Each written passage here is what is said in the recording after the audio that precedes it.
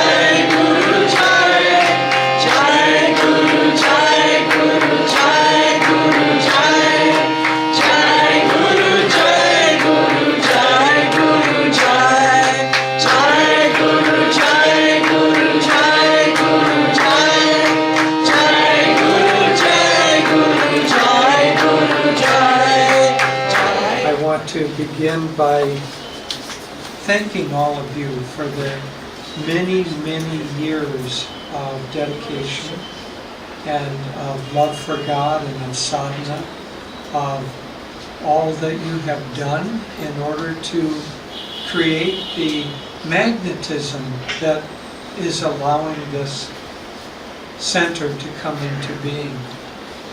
You know, most of you know that Ananda has been coming to Mumbai in the form of many, many different people for a long time.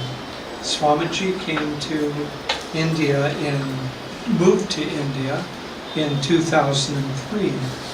And from that time on, very soon after that, either he or other members of Ananda began to travel around India, and Mumbai was one of the very first places that we visited.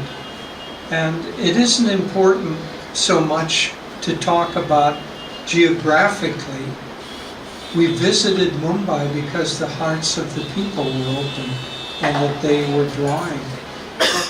Early, many, many years ago, I don't even want to say how long ago, but Diana and Devi and I lived together in Italy, and we were beginning the work in Italy.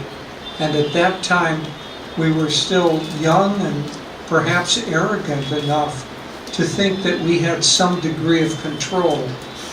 And so we had a map, and we had these little pins that you could stick in. And we began sticking in the pins, saying, oh, we'll start a center here, and we'll go there, we'll do this, and like a military campaign.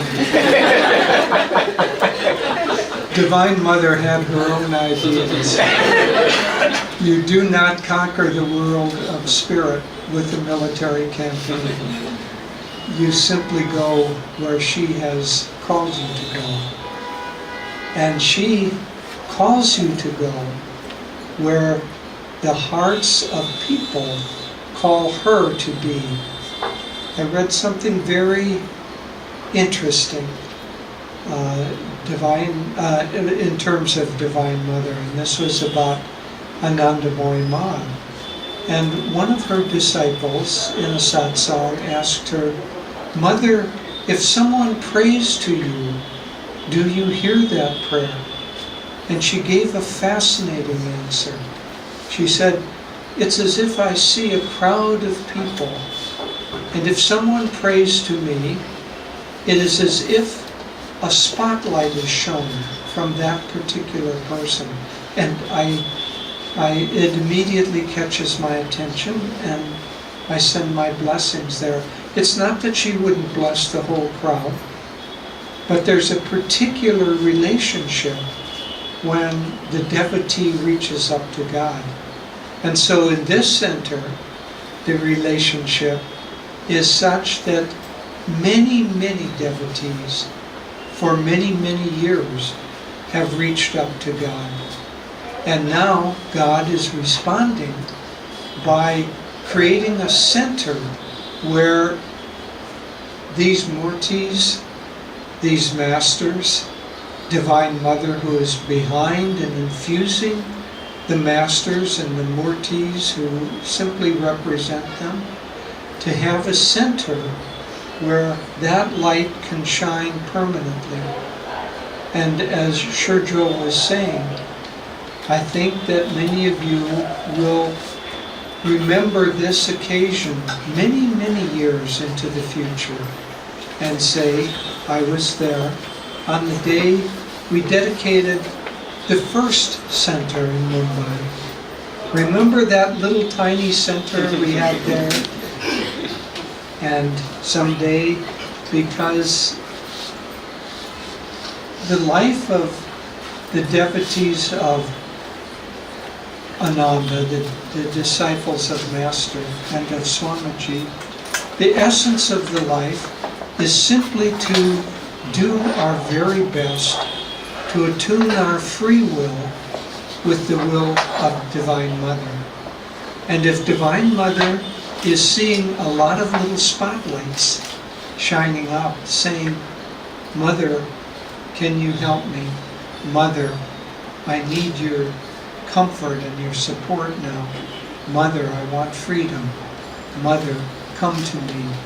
That beautiful song of Swami's about the Divine Mother, I can never hear it without feeling a deep sense of connectedness with the Divine Mother. Even everyone calls you, even if they don't know that they call you. Please respond. Please come to me. So people are calling, but those who are calling specifically, and those who are calling wanting to actively attune their will to the will of God, then not only does Divine Mother respond in comfort, but then the great masters bring their teachings, because it's through the teachings, but more importantly, through the grace of the Guru, which of course is the grace of Divine Mother, but it's through that channel that we can find the true comfort, the true lasting happiness that we're after.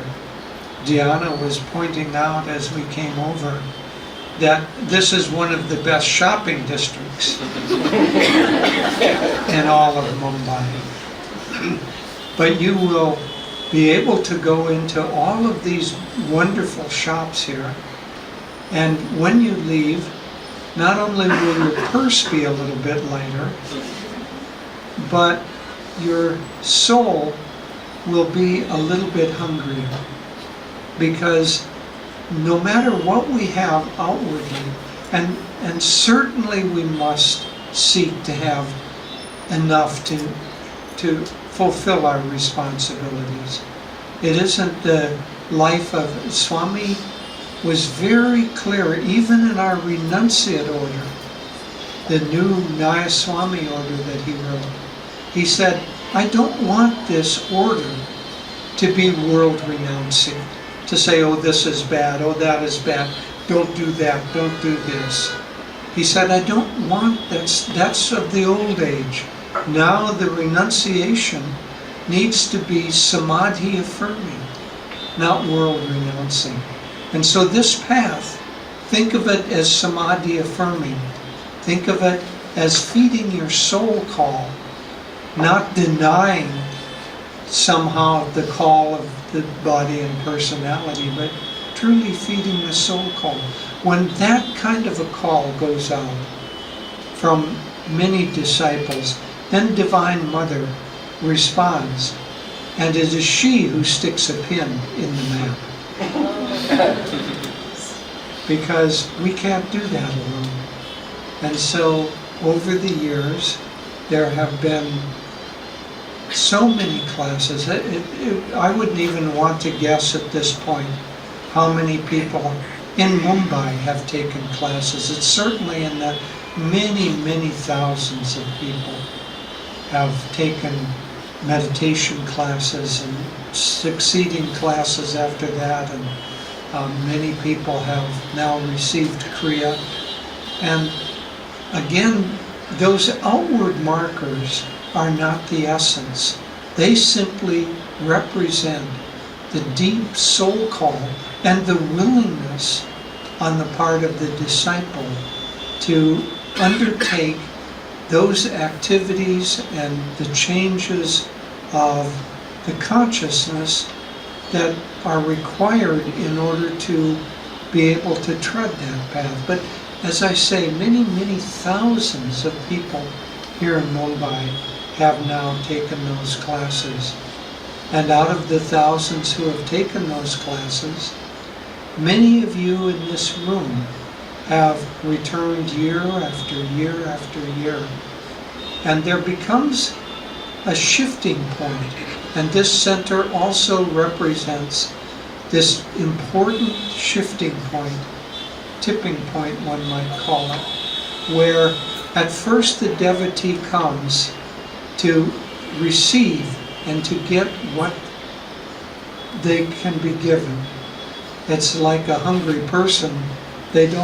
A starving person, they don't bother with the niceties of saying hello.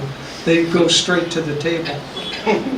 And so, but after a while, the soul begins to be fed, and then the sensitive devotee and the one who wants to proceed further begins to say, I don't want only to receive. Now, I too want to be able to give.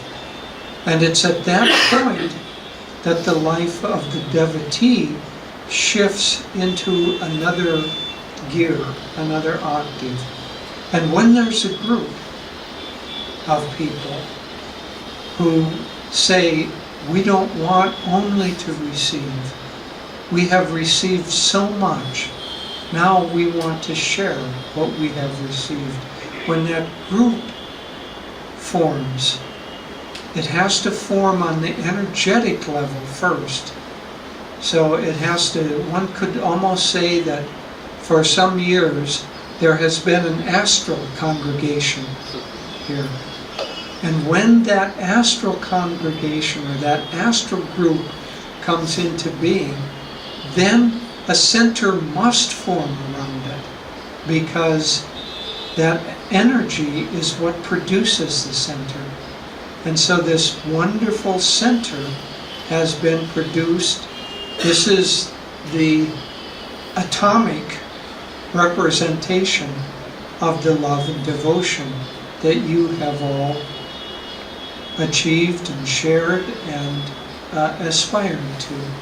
And so it is a great blessing to be able to, for Devi and me, to be able to come here on this very sacred occasion, and to be able to thank you for the devotion that has allowed this center to come into being, but not only to thank you, but to encourage you also to continue to put energy. I know that you will. This is not at all a corrective. It is simply an encouragement of that which will certainly happen, because that is what all of you want to happen. You want this center to become vibrant, to become filled with the love of the divine, filled with the silence and receptivity of deep meditation, and filled especially as Swamiji and Master personified with the desire to share with others that which we have received. So I thank you, and we will come back many times to be here and to visit with all of you. And who knows, maybe one day we will dedicate the next center.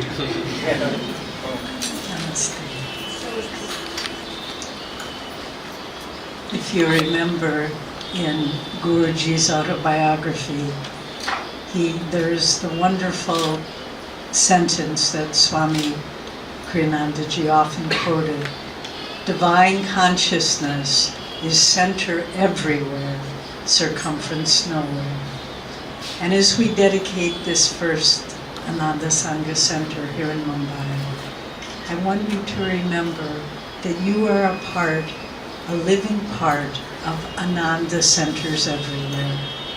We bring our greetings from all of our communities in America. Jyotish and I just spent a month in our community in Italy, near Assisi, and they send their love. And they send a special present as well. These are handmade candles that were made for you, for your dedication, and each one has a picture of one of the gurus.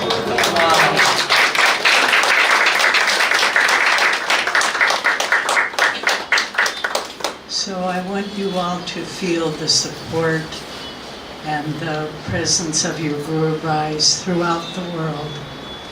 You know, Master came to the West in 1920. It will be 100 years in 2020, and there will be big celebrations everywhere. But you gave us one of your greatest sons, and you gave him to the world. You sent him to the West through the guidance of Babaji and the great masters. And it was a turning point for the West, because we could have only gone in the direction of materialism. But through Yogananda's coming to the West, he changed that. In fact, a friend of ours from Delhi just sent us an article from the news that the governor of the state of Illinois in America declared, 9/11 in America is the day that kind of sad remembrances of the terrorist attack on the World Trade Center in New York. But September 11th was also the day that Swami Vivekananda in 1893 gave the first talk in Chicago at the World's Fair, first introducing the teachings of India to the West. And so this governor of Illinois has declared 9/11 Swami Vivekananda Day.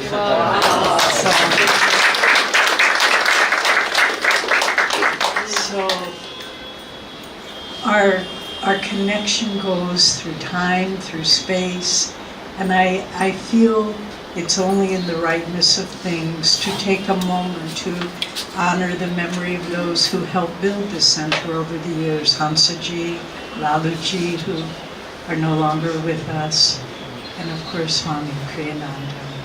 We heard a beautiful story about Swamiji when we were in Assisi recently.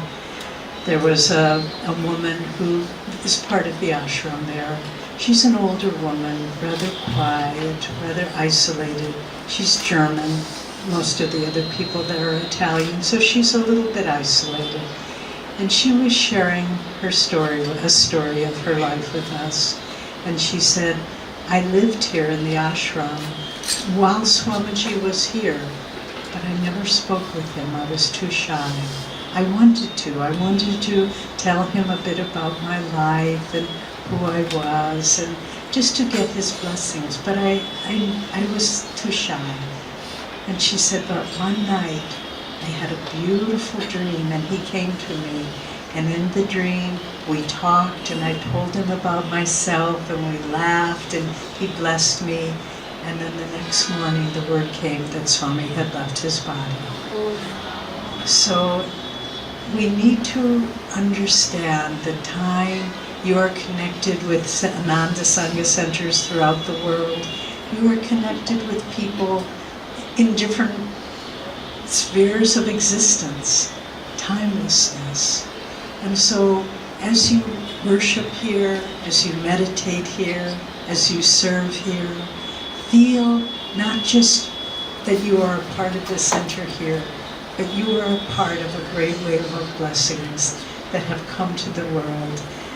Master came to the West.